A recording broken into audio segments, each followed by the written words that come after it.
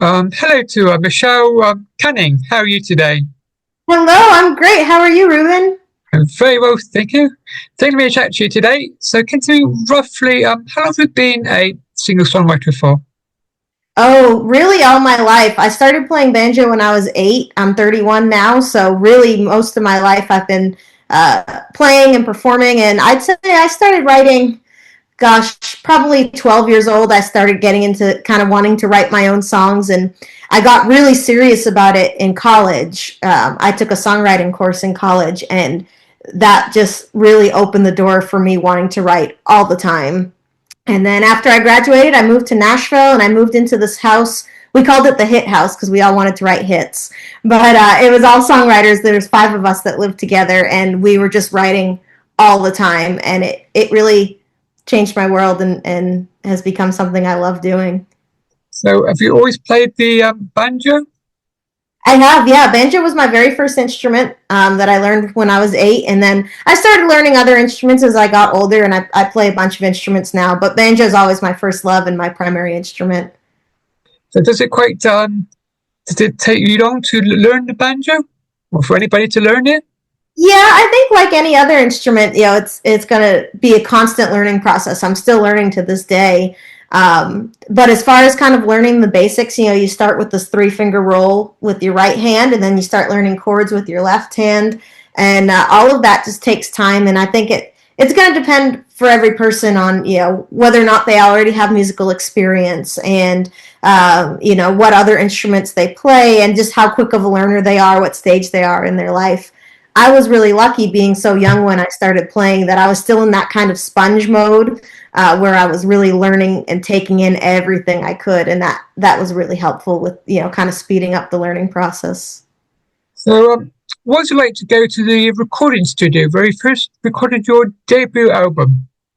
Yeah, my debut album was 2015, I want to say.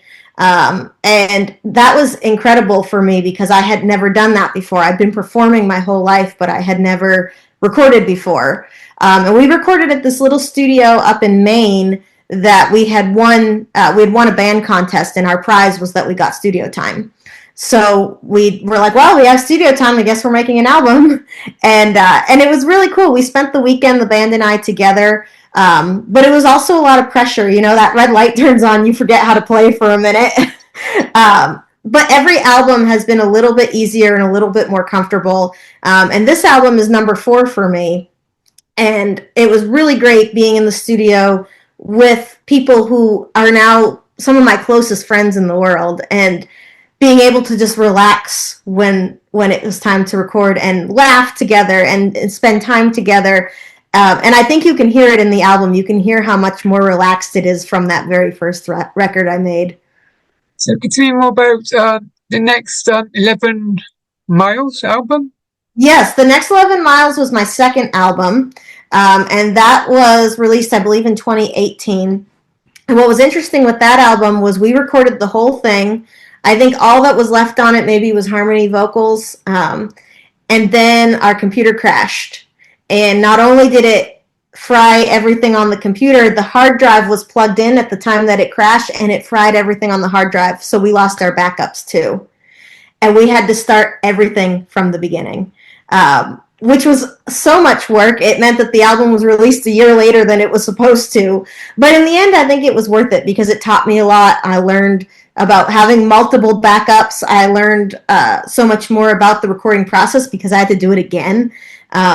And it became one of my favorite albums. It's my second bluegrass record, my most recent bluegrass record. The others since then have been country, and yeah, one that I'm really proud of. So, you released a single called The Flower of the Holy Night. So, can you tell me more about that? Yeah, Flower of the Holy Night came out 2 Christmases ago. We were recording my album Outside the Lines, and while we were recording it, I had written this song called Flower of the Holy Night, and I was like, man, I really like this Christmas song.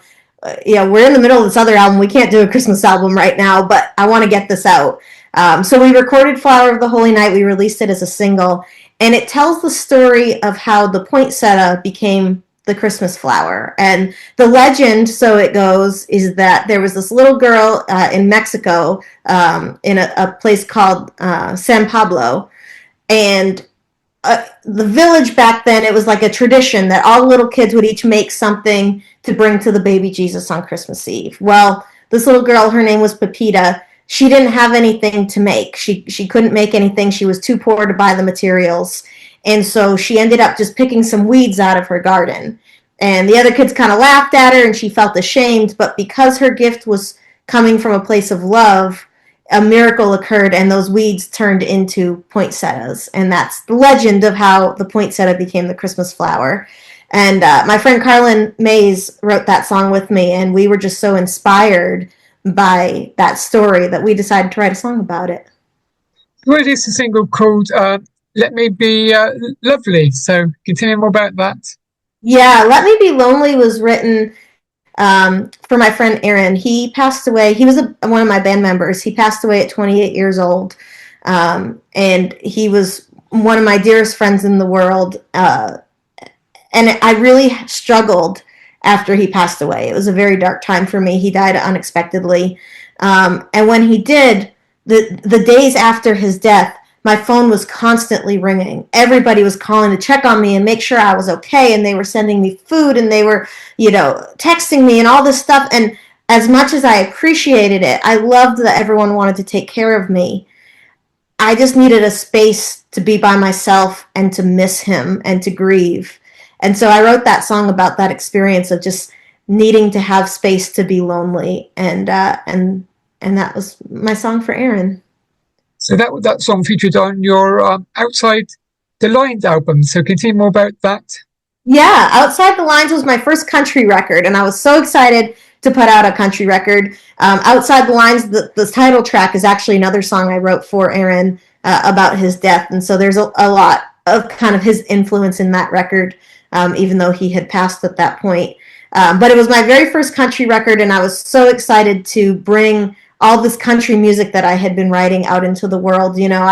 I've been writing country songs my whole life, but I'd been releasing just the bluegrass stuff, and it was exciting for me to be able to kind of put out this whole new record of music that people hadn't heard that side of me yet. And it kicked off having a much larger band. I went from a 4-piece band to a 7-piece band, but we get to travel together and make great music, and I love every minute of it.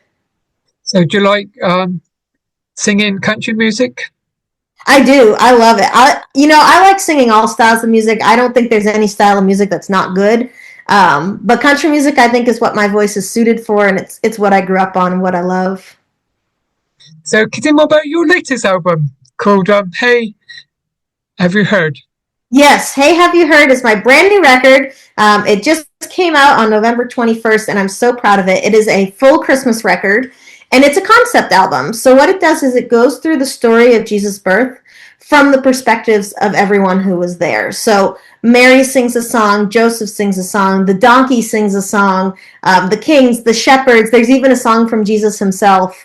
And it was a really big passion project for me. It's one that I've been wanting to write for a long time. And I've been writing these songs for probably 3 or 4 years now. And finally, about a year ago, we went in the studio and started actually recording the project, and I'm so proud of it. It really does a great job capturing what I wanted, which is kind of the true feelings of these people. The song that Mary sings is called Scared, and it talks about, she just found out she's pregnant. The father is not the man she's supposed to marry, and she has to go tell him, tell her mother, tell her friends, and then do it. She has to become a mother on the spot, and that's scary. And so this album really kind of takes on the real human emotion that all these people must have felt. So I know you just finished your Christmas album, so are you working on any new music, any new future? Yeah, I'm always writing music. I write a song almost every day, at least. And so always working on something new, and TBD what the next record is going to be or when it's going to be, because right now we're really focusing on pushing this Christmas record, but I'm always writing something new, and I'm always excited to see what the next thing is. The interesting thing about music is that by the time you hear it, we're already on to the next thing. So while you all are listening to this Christmas record, I've got the gears turning about what I'm going to do next. So, what's it like working at the Grand Ole Opry? So I know you worked there. Yeah, I love the Grand Ole Opry. It is such a cool place. I grew up listening to the Opry and watching it on TV, and going from time to time when my family could to take trips to Nashville. And so to be able to work there is a dream come true for me. I work in the tourist department, so my team gives tours to folks who are coming in from out of town, and it's really cool being able to share country music history and country music legacy with the world. It feels like what I was meant to do. So, for my listeners, can you tell me what's Nashville all about? Nashville is Music City, USA. So it is all about the music all the time.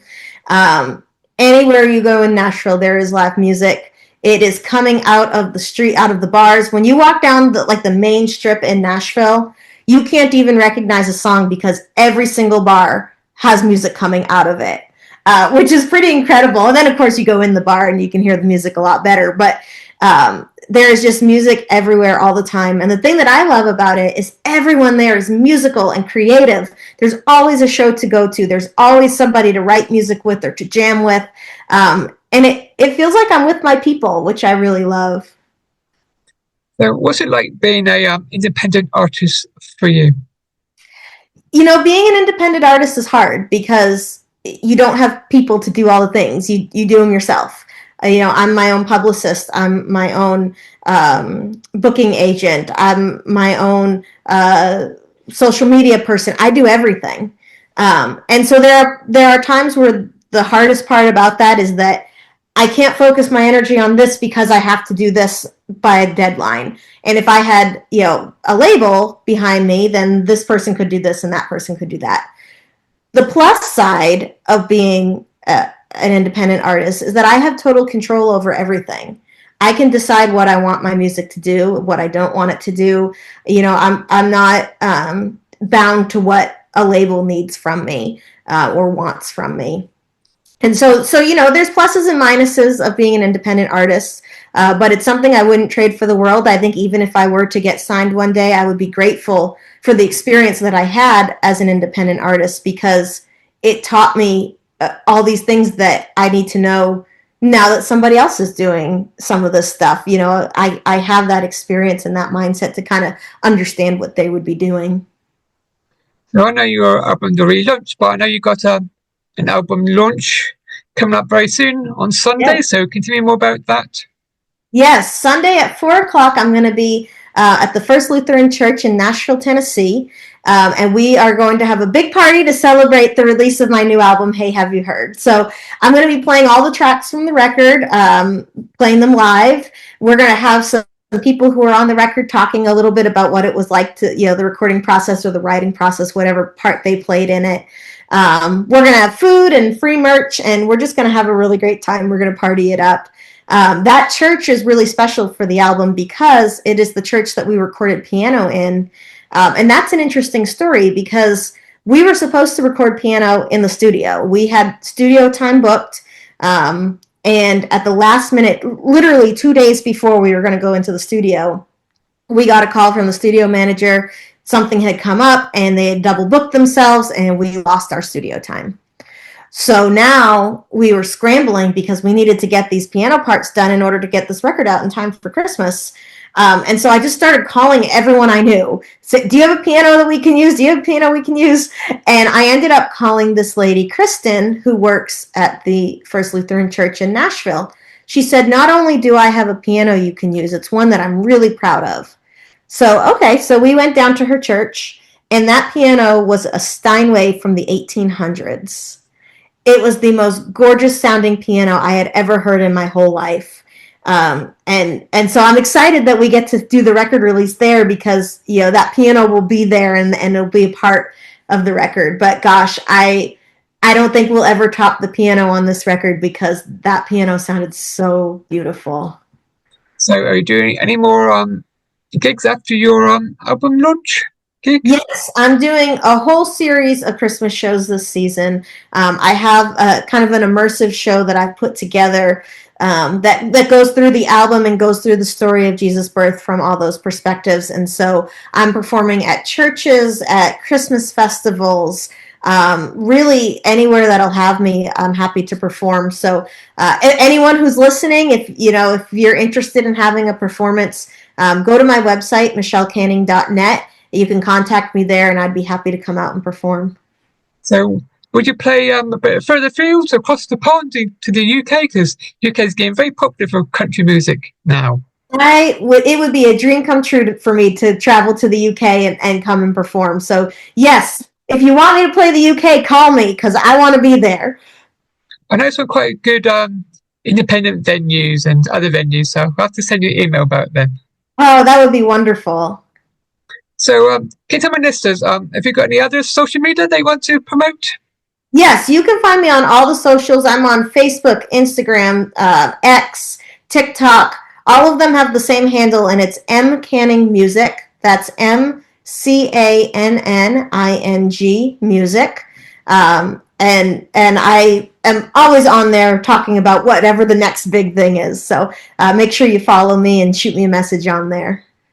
Thank you for chatting to you today.